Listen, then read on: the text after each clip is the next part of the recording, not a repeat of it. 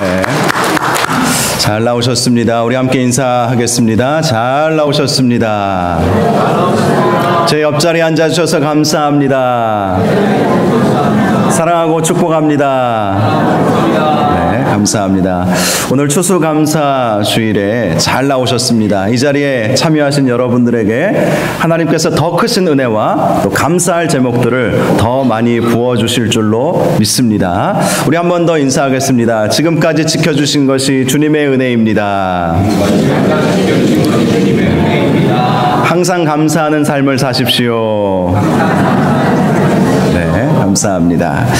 오늘 복음의 능력 8번째 시간입니다. 우리가 넉넉히 이기느니라 라는 제목으로 함께 말씀을 나누겠습니다. 한때 천하를 호령했던 알렉산더 대왕이 죽기 전에 이런 유언을 남겼다고 합니다. 내가 죽으면 들어갈 관의 양쪽 옆에 구멍을 내라. 그리고 내 양손을 관 바깥쪽으로 내밀어라 라는 유언을 했다고 합니다. 그래서 실제로 알렉산더 대왕이 죽은 이후에 관 양쪽에 구멍을 내고 그 구멍에 손을 이렇게 내밀고 내가 죽을 때 아무것도 가지고 가지 않는다는 것을 보여주었다고 합니다. 우리 인생을 빈손으로 왔다가 빈손으로 돌아간다라고 말합니다. 참 허무한 것 같죠? 빈손으로 왔다가 빈손으로 가는 인생이다. 참 허무한 것 같습니다.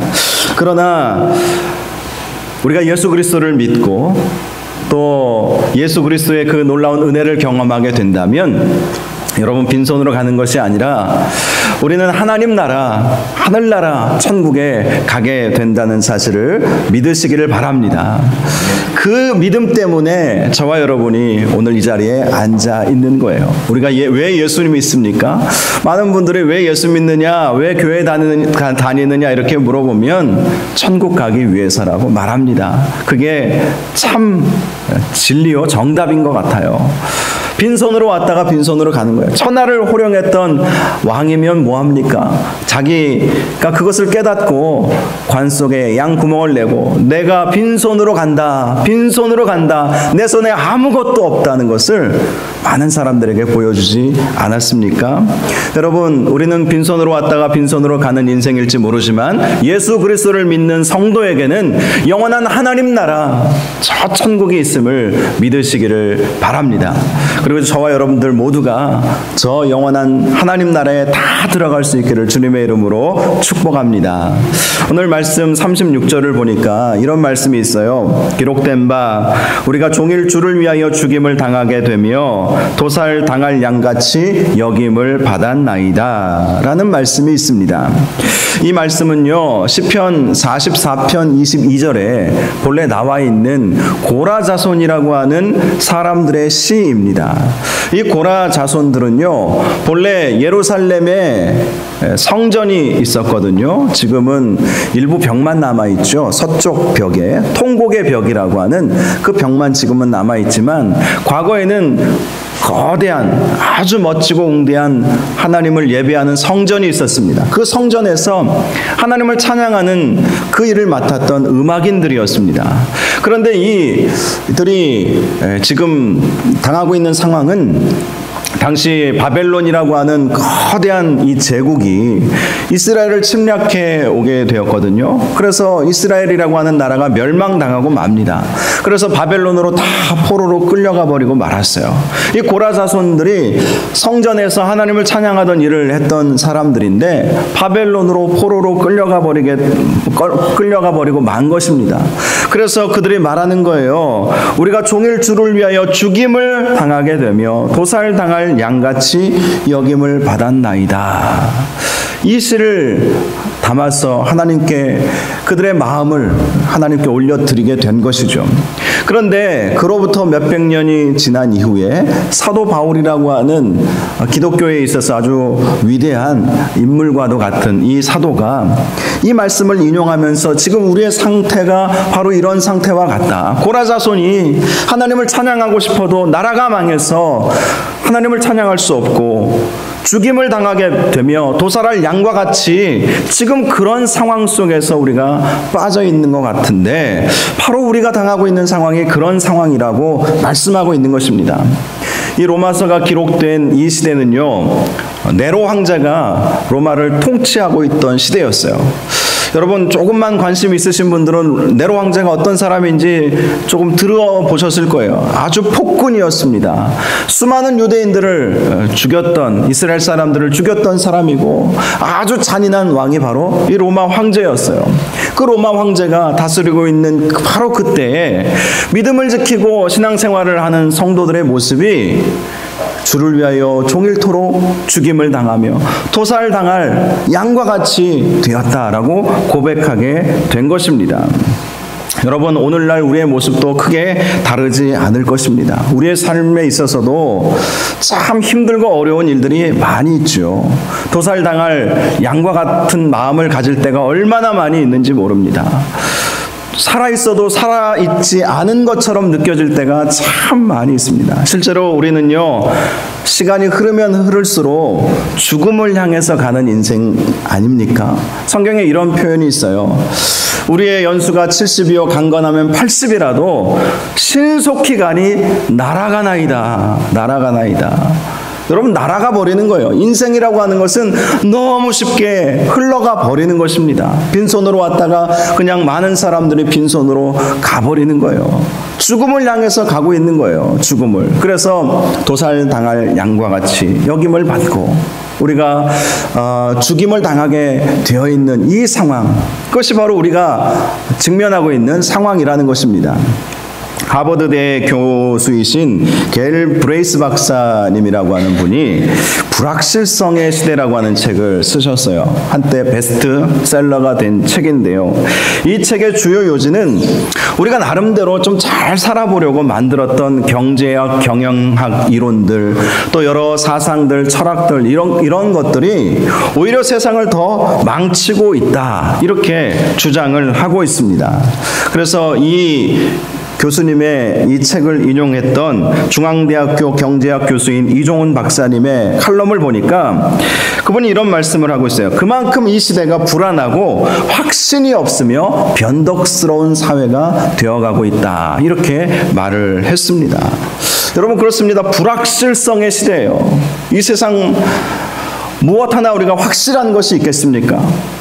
예전에는 우리 직업을 하나 딱 잡아도, 직업을 하나 선택을 해도 그것이 평생 직업이라고 했잖아요. 그런데 평생 직업이라는 말은 사라진 지 오래되었습니다. 우리의 인간 수명이 지금 길어가고 있지 않습니까? 그래서 많은 사람들이 20, 30대의 직업, 또 40, 50대, 60대의 직업, 60대 이후의 직업이 따로 그렇게 인생을 설계하지 아니하면 인 인생을 우리가 어떻게 살아갈 수 있겠습니까?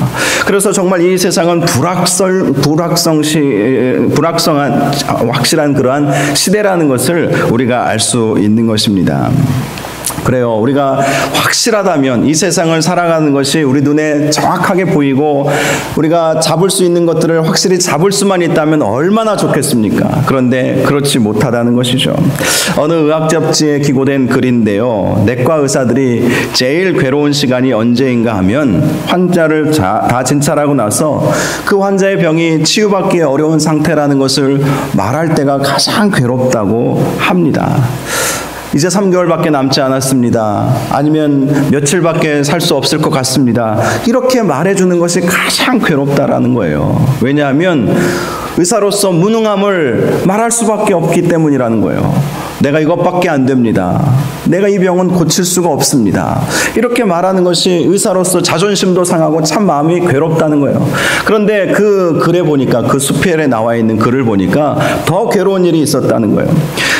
이 환자가 대체적으로 이 병을 앓기 전에 한 3년 전쯤 어떤 큰 충격적인 일이 있었을 텐데 그걸 모르고 3년 동안 자기 마음대로, 자기 생각대로 그렇게 인생을 살아오지 않았습니까? 만약에 이 사람이 그 사실을 조금 더 일찍 알았다면 아마 더 값진 삶을 살았을 텐데 그게 너무 안타깝다라는 거예요. 그 의사 선생님이 쓴 글이 그것입니다. 이 사람이 미리 내가 3년 후에 이 병이 크게 발전이 되어서 얼마 남지 않은 인생을 살게 될 것이라는 것을 알았다면 좀 더 정직하게, 좀 더 의미 있게 그런 인생을 살았을 텐데 그렇게 살지 못한 그 인생을 생각해 보니까 더 마음이 아프고 안타깝더라는 것입니다.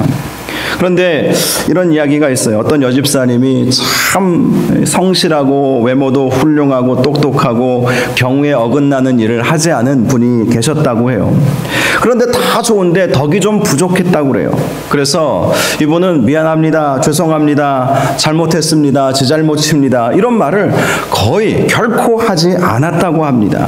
자기 스스로 나는 바르게 살아왔기 때문에 그런 말을 할 필요가 없다고 생각했던 것이죠. 그런데 이분이 어느 날 소화가 잘 안 돼서 병원에 갔더니 병원 의사 선생님이 종합진찰을 좀 해봐야 되겠다는 거예요. 그래서 하루 종일 이 검사 저 검사 그렇게 검사를 했다고 합니다. 그리고 그 다음날 의사 선생님을 찾아갔더니 선생님이 얼굴 낯이 좀 어둡더래요. 그래서 물어봤습니다. 무슨 병입니까? 의사 선생님이 말합니다. 글쎄요. 말을 못하는 거예요. 직감적으로 이게 직감이 와서 혹시 암입니까? 라고 물어보니까 네, 암이네요. 한 6개월 살 수 있을 것 같습니다. 이런 시한부 선고를 내리더라는 것입니다. 그 말을 듣고 충격에 빠져가지고 알겠습니다 하고 병원을 나와서 집에 들어가서 생각을 해본 것입니다.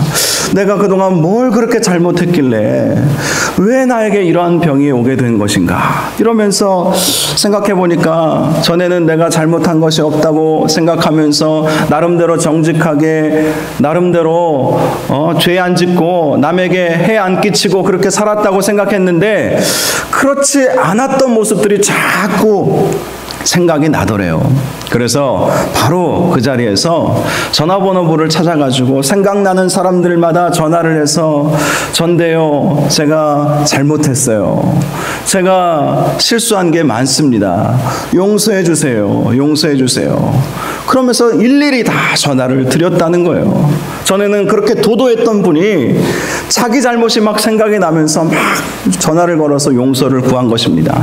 그리고 옷장을 열어보았더니 한 번도 안 입은 옷도 있고 한두 번 입었던 옷들 걸어놓고, 많은 분들이 그렇다잖아요. 우리 여자분들이 옷장에 옷은 가득한데 입을 옷이 없다고 그러잖아요. 이분도 그랬던 것 같아요. 옷장에 옷은 가득한데 그동안 입을 옷 없다고 생각했던 거, 사놓고 입지도 않았던 거, 한두 번 입고 그냥 넣어놨던 옷들, 그런 옷들을 보면서 내가 죽으면 이 옷이 뭔 필요가 있나 이런 생각이 들어서 다 옷 사이즈에 맞는 분들 딱 보이면 다 옷을 막 나눠 주었다는 거예요. 그리고 또 뭐 할 일이 없나 생각하면서 뭐 고아원, 양로원 찾아다니면서 봉사할 수 있는 일들, 이제 내 인생 6개월밖에 안 남았는데 뭐 내 몸 아껴서 뭐 하겠나 라고 생각하면서 이 봉사 저 봉사하면서 막 그렇게 도와주는 삶을 살았다는 거예요. 그런데 그런 삶을 살다 보니까 어느 순간 마음에 평안함이 오더랍니다. 마음에 말할 수 없는 기쁨이 오더라는 거예요. 너무 기쁘고 너무 보람된 삶을 살았다는 거예요.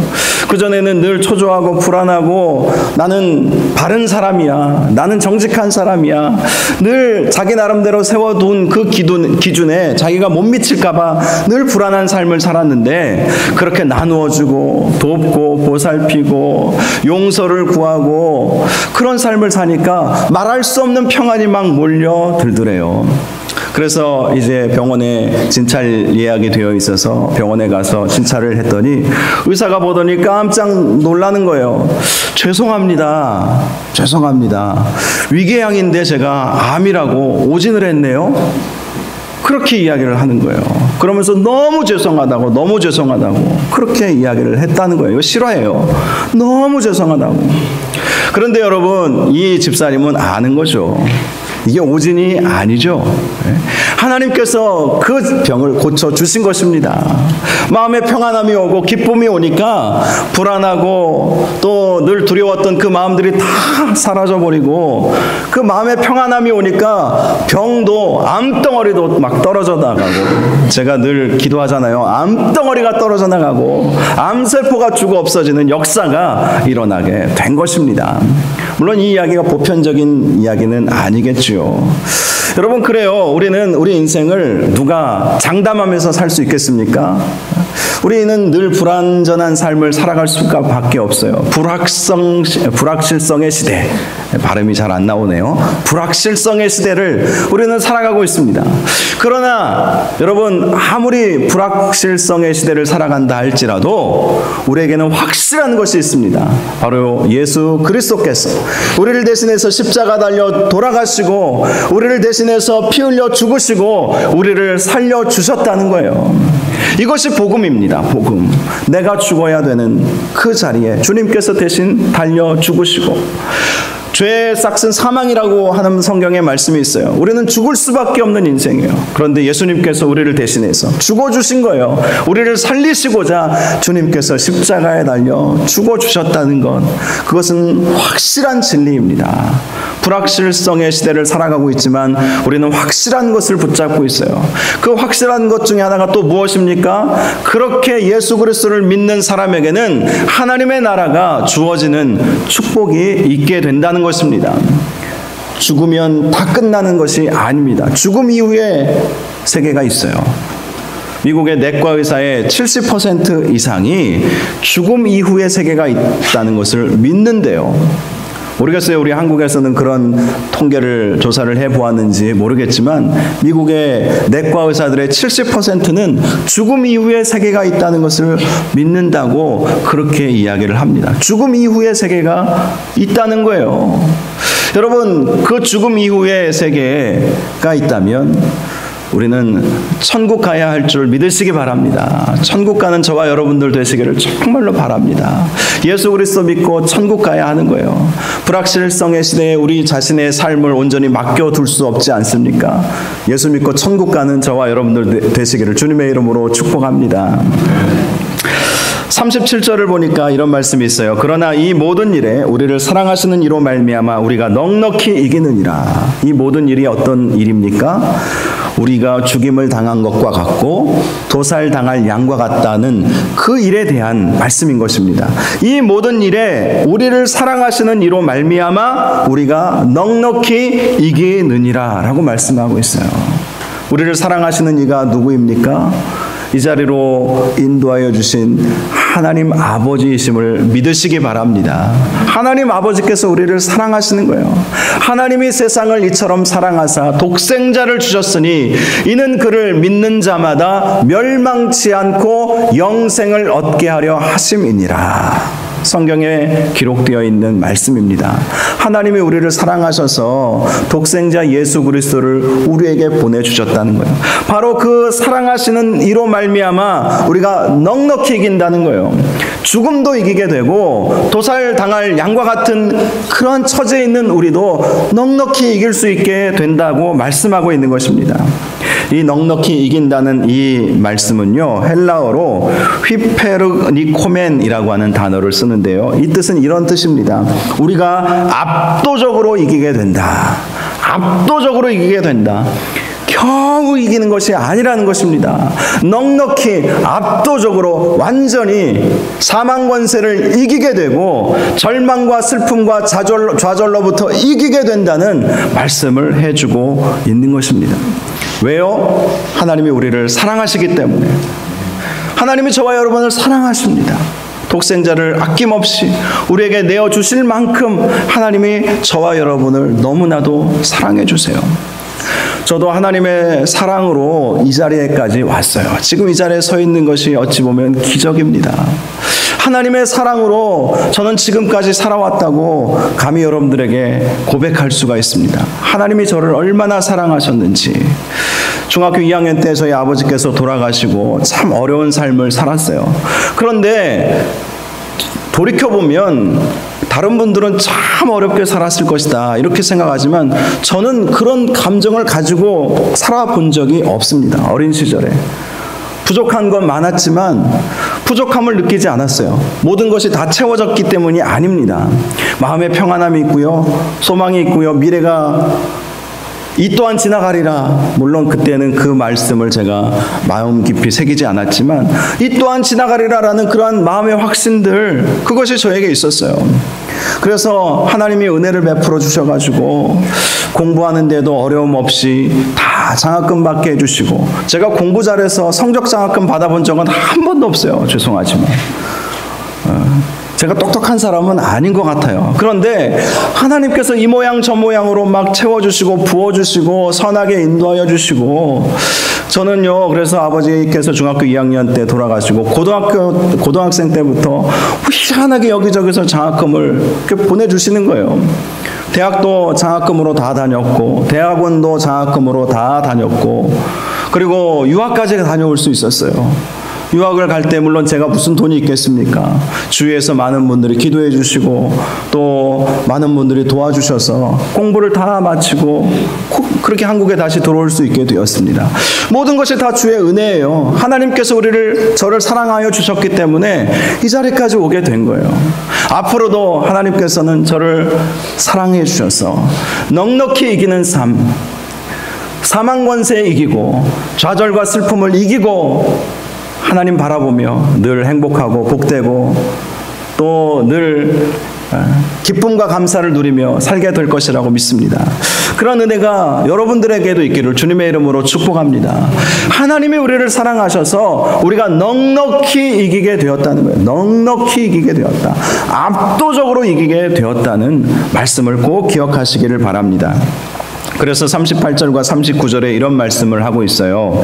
내가 확신하노니 사망이나 생명이나 천사들이나 권세자들이나 현재일이나 장래일이나 능력이나 높음이나 깊음이나 다른 어떤 피조물이라도 우리를 우리 주 그리스도 예수 안에 있는 하나님의 사랑에서 끊을 수 없으리라 라는 것입니다.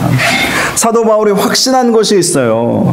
그 어떤 것도 하나님의 사랑에서 끊을 수 있는 것은 아무것도 없다는 것입니다. 이 말씀을 보시면 서로 반대되는 개념을 통해서 설명하고 있는 것을 볼 수가 있습니다. 우리는 이 말 성경에는 이것이 잘 구체적으로 드러나 있지 않지만 영어 성경을 보면 문법적으로 그것이 더 확실하게 드러나 있어요. 먼저 이 사망이나 생명이라도 하나님의 사랑에서 끊을 수 없다. 이 말씀은요 영어로 neither death nor life라고 되어 있어요. neither nor. 이거 영어 이제 중학생 정도 되면 이 구문을 아실 거예요. 자, 여러분 죽음이나 생명이나 그 어떤 것도 하나님의 사랑에서 우리를 끊을 수 없다는 것입니다.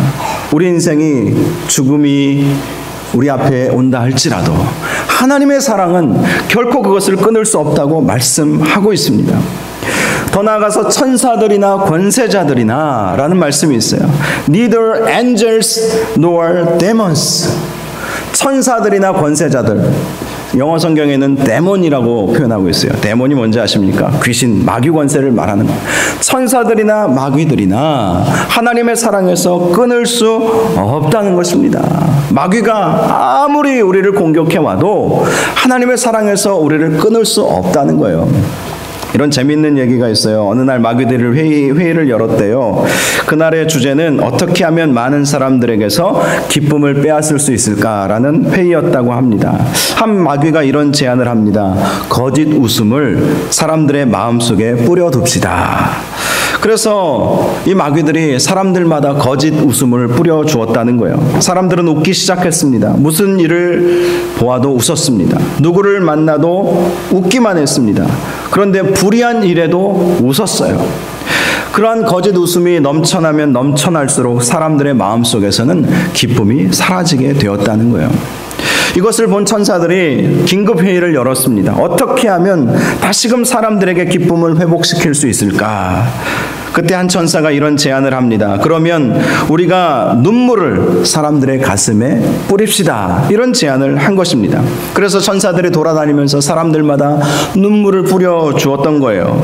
그래서 사람들은 거짓을 보면서 눈물을 흘렸습니다. 고통당하는 사람들을 보면서 눈물을 흘리게 되었습니다. 자기 자신의 부족함과 못난 것을 보면서 눈물을 흘리게 된 거예요.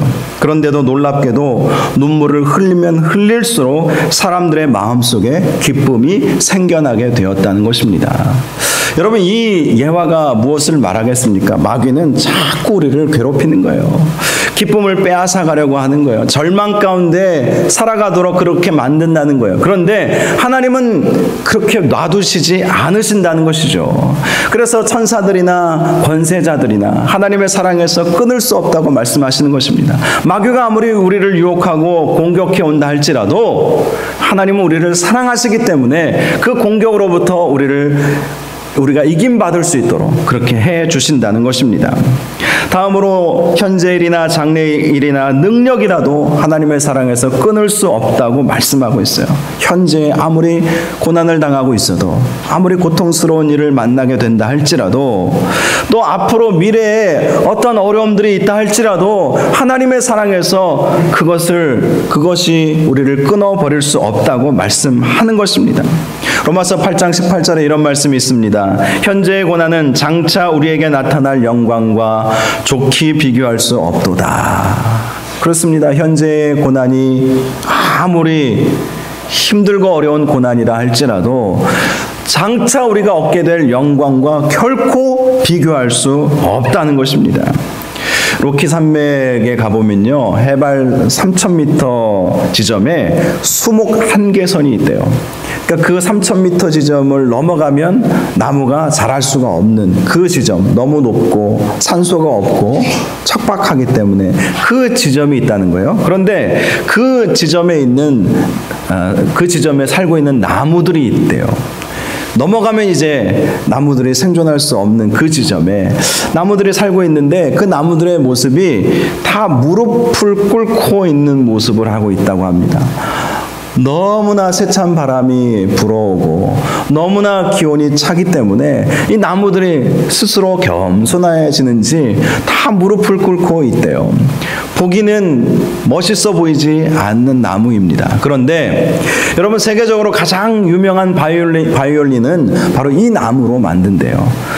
강한 그러한 시험거리, 어찌 보면 강한 풍파, 그런 것들을 견딘 이 나무가 더 내면적으로 강해지는 그런 나무가 된다는 것이죠.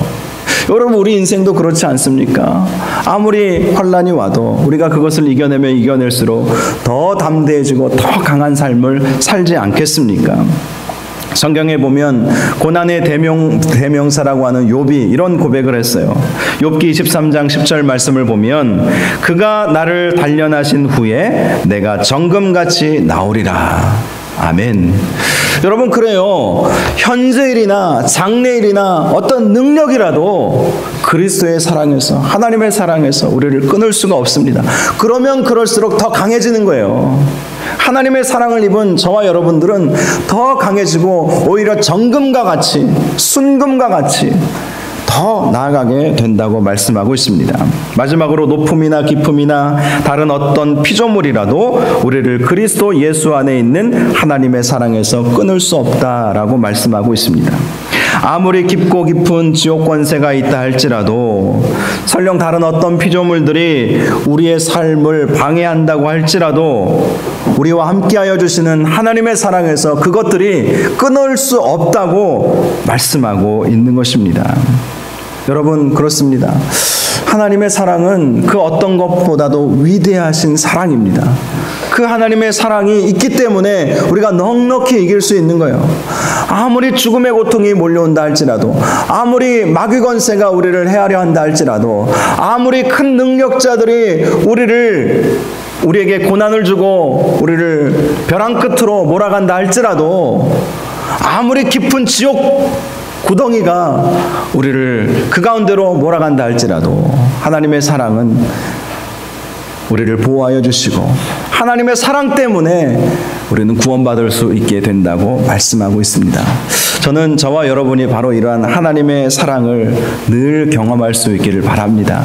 하나님의 사랑, 하나님이 얼마나 여러분들을 사랑하시는지 몰라요. 저도 사랑해 주셨고 지금도 사랑하시고 앞으로도 사랑해 주신 거라고 믿습니다.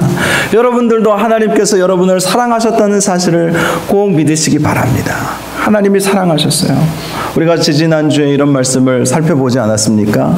하나님께서 미리 아시고 미리 정하시고 그 아시고 정하신 자들을 부르시고 그들을 의롭게 하시고 그들을 영화롭게 하셨느니라. 이것은 하나님의 사랑이 아니고서는 결코 이루어질 수 없는 일입니다. 하나님이 우리를 사랑하셨기에 독생자 예수 그리스도를 보내주시고 그 예수 그리스도를 믿기만 하면 구원받을 수 있도록 해주신 것 아니십니까? 여러분, 예수 그리스도를 온전히 믿고 주님을 의지하는 저와 여러분들 되시기를 바랍니다. 로마서 10장 9절에 이런 말씀이 있어요. 네가 만일 내 입으로 예수를 주로 시인하며 또 하나님께서 그를 죽은 자 가운데서 살리신 것을 내 마음에 믿으면 구원을 받으리라. 10절에도 이런 말씀이 있습니다. 사람이 마음으로 믿어 의에 이르고 입으로 시인하여 구원에 이르느니라. 구원받는 두 가지 방법을 분명하게 말씀해 주고 있습니다. 첫 번째는 마음으로 믿으라는 거예요. 하나님은 사랑이시다. 나를 대신해서 십자가 지셨다. 나를 구원하여 주셨다. 그 하나님의 사랑이 나를 붙잡아 주시고 그 하나님의 구원의 은혜와 사랑으로부터 끊을 수 있도록 하는 것은 아무것도 없도록 하나님께서 나를 그만큼 사랑해 주셨다는 것을 마음으로 믿으라는 거예요. 마음으로 믿으라. 이것을 영접한다고 이야기하죠. 예수 그리스도를 영접하는 거예요. 그리고 그 믿음을 고백하라는 거예요. 입으로 시인하라. 이것이 구원의 어찌 보면 단순한 조건입니다. 그런데 마음으로 믿는 것이 쉽든가요? 이게 쉬운 일이 아니죠. 입으로 고백하는 것이 쉬운 일일까요? 쉽게 생각하시는 분들은 쉽겠지만 어렵게 생각하시면 한없이 어려운 것이 마음으로 믿고 그 믿음을 입으로 고백하는 거예요. 어떤 분은 이런 얘기를 들어봤어요. 이순신형 신앙생활을 하시는 분들이 있대요. 이순신이 죽기 전에 이런 말을 했잖아요. 나의 죽음을 알리지 말라. 그랬다고 하잖아요. 그런데 이순신형 신앙생활을 하시는 분들은 이렇대요. 내가 예수 믿는 것을 알리지 말라. 그렇다는 거예요. 마음으로 믿는데 입으로 시인하지를 않은 거예요. 다른 사람에게 내가 예수 믿고 있다는 것을 알리지 않은 것이죠. 여러분, 그러나 그렇게 믿으면 우리의 믿음은 쉽게 흔들려 버립니다. 얼마나 사탄이 집요하게 우리의 믿음을 쪼아먹으려고 하는지 아십니까? 오늘 새벽에도 드린 말씀이지만 마귀 권세가 얼마나 많으냐면, 그 숫자가 얼마나 많으냐면 성경의 표현에 의하면 2만만이라고 되어 있어요. 2만만이라고 하는 것은 2만 곱하기 만, 2억입니다. 2억이나 되는 이 거짓 귀신들이 우리의 믿음을 갉아먹으려고, 성경에 또 이런 표현도 있어요. 우는 사자와 같이 달려드는 그런 모습으로 우리의 믿음을 빼앗아가려고 하고 있다는 거예요. 그래서 우리가 마음으로 믿는 것을 입으로 고백하는 것이 참 중요합니다. 혹시 마음으로 믿음이 오지 않아도 입으로 먼저 고백해버리면 또 믿음이 들어오는 경우도 종종 있거든요. 그래서 마음으로 믿고 입으로 고백함으로 말미암아 하나님의 사랑을 받는 저와 여러분들 되시기를 바랍니다.